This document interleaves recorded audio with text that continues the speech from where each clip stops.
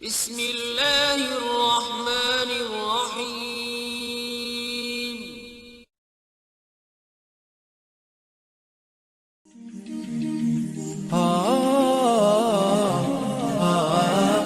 Bismillahirrohmanirrohim. Assalamualaikum warahmatullahi wabarakatuh. 6 makhluk yang disebutkan dalam Al-Quran.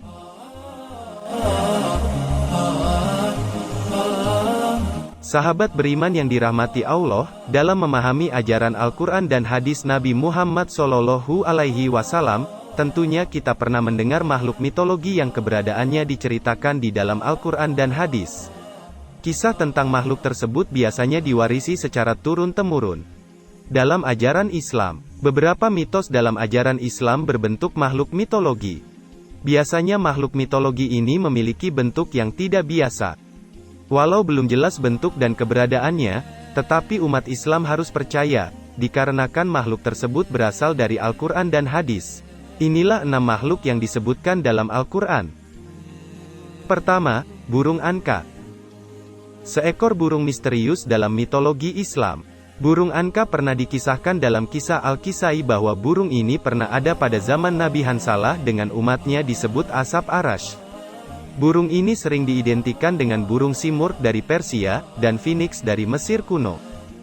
Menurut manuskrip kuno berupa teks Arab kuno dari Timur Tengah, burung ini dikisahkan tinggal di sebuah gunung tinggi yang bernama Gunung Falaj. Makhluk ini memiliki tubuh yang sangat besar, sehingga ketika terbang burung ini akan menutupi matahari dan mampu membawa gajah dengan cakarnya yang tajam. Burung ini memiliki 4 sayap, 2 panjang serta 2 pendek. Leher seperti leher unta, dan seluruh tubuhnya ditutupi bulu dengan warna yang sangat banyak. Kedua, burok. Burok adalah makhluk tunggangan Nabi Muhammad SAW dari Masjid Al-Aqsa menuju Mi'raj, ketika peristiwa Isra Mi'raj. Makhluk bersayap dan bertelinga panjang yang dibawa oleh malaikat Jibril ini memiliki wajah yang rupawan, badan yang lebih besar dari keledai. Tiap langkahnya sejauh jarak pandangnya. Hal ini membuat Burak menjadi tunggangan paling cepat. Makhluk yang diciptakan Allah Subhanahu wa Ta'ala ini terbuat dari cahaya adalah sesosok makhluk tunggangan ajaib. Makhluk ini juga yang membawa Rasulullah SAW dari Masjid Al-Aqsa menuju Mi'raj ketika peristiwa Isra Mi'raj.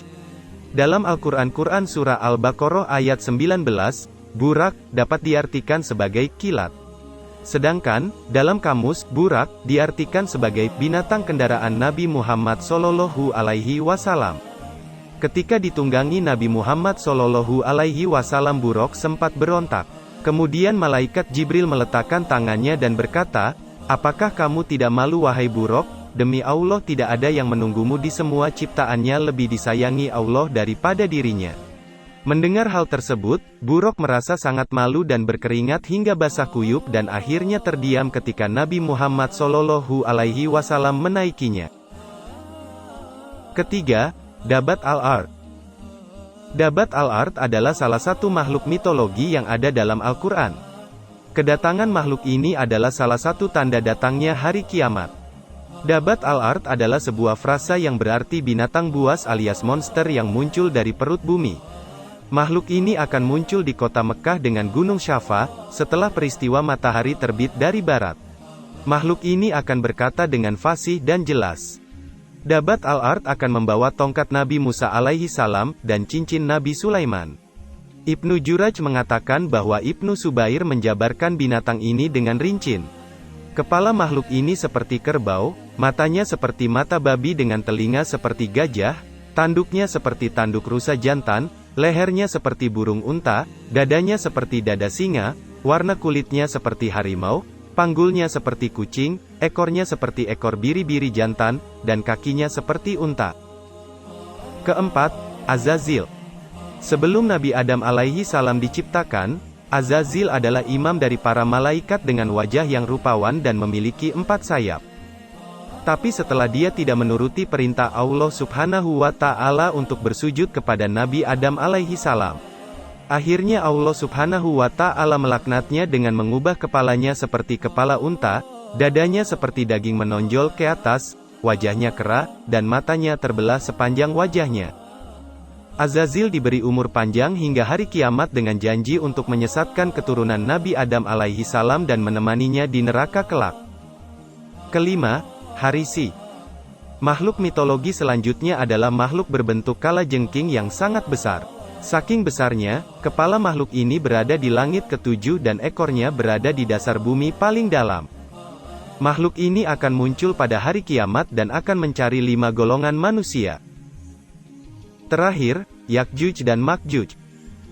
Sekelompok manusia Yakjuj dan Makjuj dalam tradisi religius digambarkan dalam istilah yang ambigu atau tidak jelas.